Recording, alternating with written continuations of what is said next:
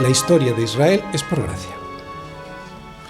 Reunió Josué a todas las tribus de Israel en Siquem y llamó a los ancianos de Israel, sus príncipes, sus jueces y sus oficiales, y se presentaron delante de Dios. Y dijo Josué a todo el pueblo: así dice Yahvé, Dios de Israel. Hasta sus últimas fuerzas, Josué quiere ser el instrumento que Dios usa para servir a la congregación de Israel. Él pone su voz, pero el que se dirige al pueblo, como podéis ver ahí, es Dios mismo. Así dice Yahvé, Dios de Israel. Josué, pues, aquí está haciendo la función de profeta del Antiguo Testamento. Enseñanza para nosotros. Cuando los domingos nos reunimos en torno a la palabra de Dios, que es Jesús, es evidente que Él está aquí en medio nuestro, hablándonos. Por lo que, si el predicador está siendo fiel en su exposición a la palabra de Dios, nosotros podremos reconocer en ese momento: así dice el Señor. Nosotros no somos profetas en el sentido del Antiguo Testamento, pero sí que al predicar profetizamos la palabra de Dios, la palabra ya escrita de Dios. En el Antiguo Testamento los profetas tenían la función de revelarle al pueblo lo que de Dios no conocían, o si lo conocían, recordárselo. Pero con el Nuevo Testamento ya cerrado en el canon de las Escrituras, la misión de los profetas de revelar lo que de Dios no conocían ya no está vigente. Ya está cerrado el canon de las Escrituras. Es cierto que mientras se distribuían los escritos apostólicos entre las congregaciones en la iglesia primitiva, la profecía era un don necesario y aprobado por Dios, pero una vez concluido el periodo apostólico y cerrado el canon, la iglesia no debe confiar en esos que se llaman apóstoles y profetas y que anuncian cosas nuevas y diferentes a lo que ya está escrito. Así pues, el don de la profecía en la Iglesia hoy consiste en la exposición de la palabra y la enseñanza de lo ya escrito en la Biblia para edificación, consolación y exhortación del pueblo de Dios. El efecto que hace la predicación, la profecía en la Iglesia hoy es el mismo que hacía ayer en Israel. Por eso, cuando un predicador expone fielmente la palabra de Dios, el Espíritu Santo puede provocar en cada creyente lo que necesite en ese momento oír. Es un milagro de Dios, es un milagro a través del Espíritu Santo obrando en los corazones. Y es un milagro porque en ocasiones la exhortación es la misma para todos los que escuchan, pero en otros momentos, y aunque el mensaje del predicador es el mismo, el Espíritu Santo nos dice a cada uno de nosotros cosas diferentes, cosas que necesitamos oír nosotros. Así que estos versículos nos dicen a nosotros hoy lo mismo que le decían a Israel ayer. Todos los domingos nos presentamos delante de Dios como su iglesia para escuchar al predicador decir: así dice el Señor. Por eso es tan importante que, si de verdad nos creemos que nos presentamos delante de Dios, vengamos a tiempo, estemos en orden, limpios y arreglados, con oídos atentos a escuchar y el corazón dispuesto a aceptar lo que el Espíritu Santo intenta decirnos a nuestro corazón. En definitiva, tenemos que venir preparados para escuchar nada más y nada menos que a Dios mismo. Claro. Creo que venir como acabo de decir, a tiempo, en orden, limpios, preparados, deseando escuchar, es lo mínimo que podemos hacer los domingos cuando llegamos a la congregación en Siquem. Porque es que si no es mejor irse al cine. Claro. Y lo que hoy vamos a escuchar de Dios en Siquem es lo siguiente. Os lo voy a resumir. Hay 4 partes. Primera parte, la vida de los patriarcas.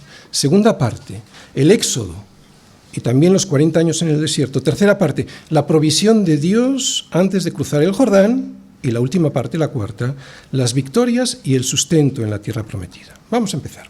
Primera parte, la vida de los patriarcas. Vuestros padres habitaron antiguamente al otro lado del río, esto es, Taré, padre de Abraham y de Nacor, y servían a dioses extraños. Y yo tomé a vuestro padre Abraham del otro lado del río y lo traje por toda la tierra de Canaán, y aumenté su descendencia, y le di a Isaac. A Isaac le di a Jacob y a Esaú, y a Esaú le di el monte de Seir para que lo poseyese. Pero Jacob y sus hijos descendieron a Egipto.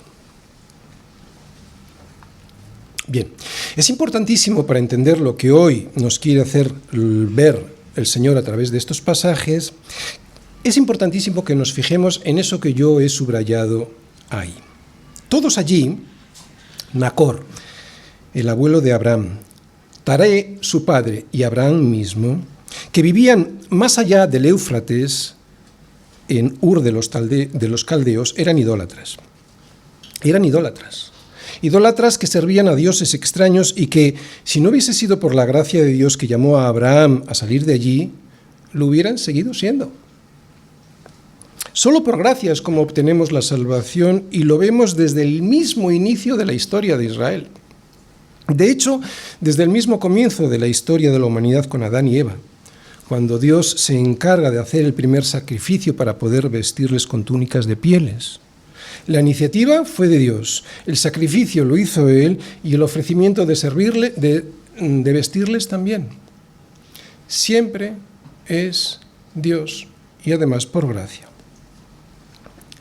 Después de que Yahvé dijo a Abraham, vete de tu tierra y de tu parentela y de la casa de tu padre a la tierra que yo te mostraré, el Señor lo guió por el desierto hasta la tierra en donde ahora estaban sus descendientes. ¿Recordáis? Ahora estamos en Canaán, ya está la tierra en posesión del pueblo de Israel, pero estamos hablando de cómo comenzó la historia del pueblo de Israel con Abraham. ¿De acuerdo? Entonces el Señor lo sacó de Ur de los Caldeos y lo fue trayendo por el desierto hasta esta tierra donde estamos ahora mismo. Hay 1000 kilómetros en línea recta desde Ur de los Caldeos hasta el Jordán y otros 700 kilómetros hasta Siquem. Bueno, pues todo esto lo hizo a pie, sin saber a dónde estaba yendo, cargados de enseres y ganado. Solo Dios puede conseguir que la voluntad humana haga estas cosas por fe, sin ver nada, solo una promesa. Solo una promesa, una nueva tierra en la que habitar y una nación. Nada más que una promesa, que es lo mismo que ha ofrecido el Señor a su iglesia. Nosotros esperamos, según sus promesas, cielos nuevos y tierra nueva en los cuales mora la justicia.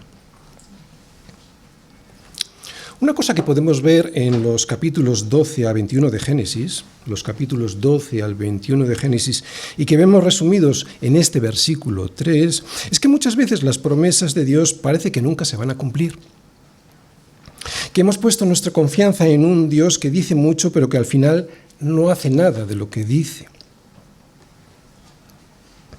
Reconozco que es una tentación pensar así a la vista de lo que a veces tarda en contestar el Señor a sus promesas. A mí me ha estado pasando esto durante los últimos 2 meses con respecto al nuevo local de la iglesia. Estaba convencido, y lo sigo estando, de que la voluntad de Dios era que saliéramos de aquí y tomé la decisión de hacer caso a lo que yo estaba seguro que era la voluntad de Dios. Pero llevo tiempo sin ver nada. Solo problemas, tiempo perdido aparentemente y gastos que hasta ahora parecen inútiles. Semanas dudando si ha sido Dios quien me ha dicho sal de esta tierra o ha sido mi propia opinión. Durante todo este tiempo yo lo sé, intelectualmente lo sé, cuál es el propósito de su tardanza en responderme. Hacerme depender de Él en confianza y paciencia. Pero tuve que hacer el esfuerzo de hacer descender esto a mi corazón, lo que ya sé, que es una prueba de fe, de paciencia y de dependencia en Él. Tuve que hacerlo descender a mi corazón para que en ese momento mi alma descansara en sus promesas.